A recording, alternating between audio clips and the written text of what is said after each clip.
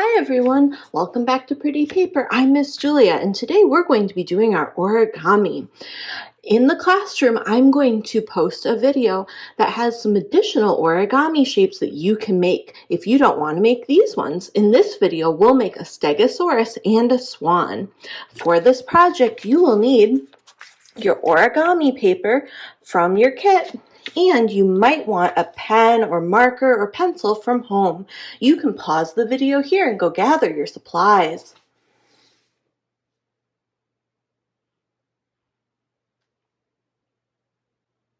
Now that you've had a chance to gather your supplies, pick out which color of paper you'd like for your Stegosaurus. I'll put some timestamps below so you'll know where I start the Stegosaurus and where I start the Swan if you want to jump to one thing or the other. But for your Stegosaurus, pick your color, and we're going to start with the color side down and the white side up. The first thing we're going to do is fold our paper in half, so corner to corner, edge to edge.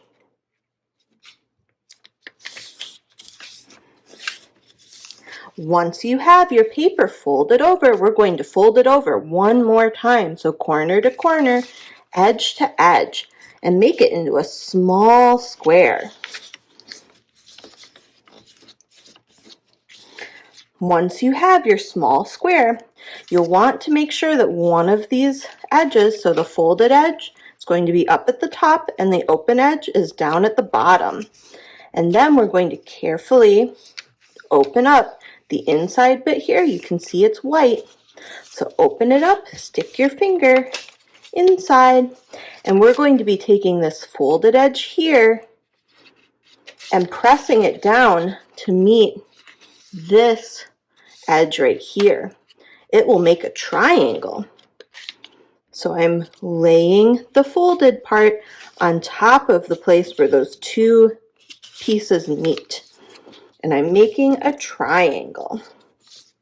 Then I'm going to flip my whole paper over and do the same thing. Open it up and find the white inside, put my finger in all the way, and then lay it down so this folded edge meets up with this edge that's on the inside there. I'm going to fold them down and make a triangle. Now my whole piece of origami looks like a triangle. So this is going to be the top of my Stegosaurus's body. The next thing I'm going to do is, you can see there's two flaps on each side. I'm going to take the top flap and fold it up about halfway. It doesn't have to be perfect. It just depends on how much of a spike you'd like. And then I'll do the same thing on the other side. I'll look at these and try to match them up. If they're not perfect, it's okay.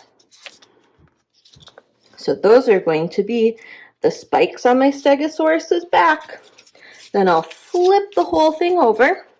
And I'm going to fold this piece of paper down just a little bit to make the tail for my Stegosaurus. Just like that. And that is our Stegosaurus. You can then take your pen and give your Stegosaurus an eyeball or maybe a mouth, and maybe you even want to give some extra triangle spikes. However you would like to decorate your Stegosaurus. So there is our Stegosaurus. The next thing I'm going to do is a swan. For your swan, pick out the color of origami paper that you would like to work with. And we're going to start with the white side up and the colored side touching the table. For this one, I'm going to put my paper so that it's in a diamond shape. So one point towards me, one point facing away from me. The next thing I'm going to do is fold it into a big triangle. So I'm going to take this point and put it to this point, this edge to this edge, and this edge to this edge. So fold it over, matching up my points. So point to point, edge to edge, fold, and now I have a big sideways triangle. And I'm going to open it up and you can see where the fold line is right here. I'm going to take this edge and fold it so it's touching the fold line.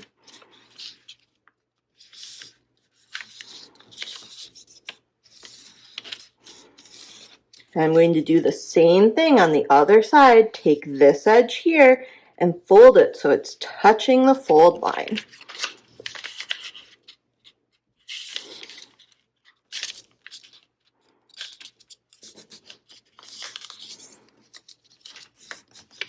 So now you can see I have a shape like this. I have kind of a colored triangle up here and a shorter white triangle down here. Next thing I'm going to do is flip over my paper so that the whole side is the colored side. Then you can see the fold line down the middle here. I'm going to take this edge and fold it to the middle. So fold the edge so it's touching that middle fold line.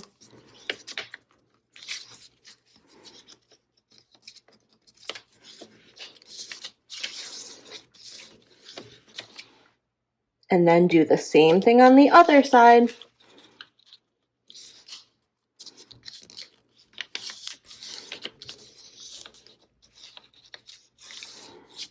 So yours should look like this now.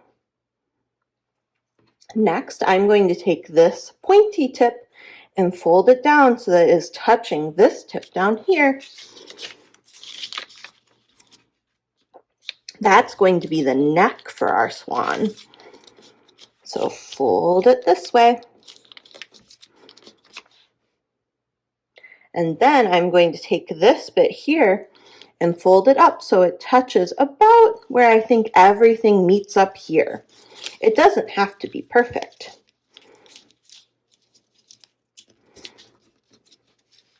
That's going to be your swan's head. So the longer you make that, the longer your swan's head will be. So now this is what my paper looks like from the side. And I'm going to now fold my paper along this middle line here. So with the neck and the head on top, I'm going to carefully fold it in half this way. You can see here's the neck and here's the head. They're folded in half now. And then I'm going to carefully grab the neck part with the head and pull this up. And I'm going to press and fold here to make the neck of my swan. And then I'll repeat the same thing. I'm going to hold this head part and pull my head up and press and fold, and there's your swan. And if you kind of open up the bottom part a little bit, your swan should be able to stand up on its own. I think mine is not going to stand well because of my background. It's a little bit bumpy. But if yours isn't standing as well as you'd like, you can take the head and change the angle of the neck a little bit so that the weight of the head is backwards a little bit more. That should usually help. There we go. So I hope you enjoy making some origami creations. And if you're really proud of one that you make, you can ask your grown-up if it's okay and post a picture in the classroom. I'll see you in the next one. Bye!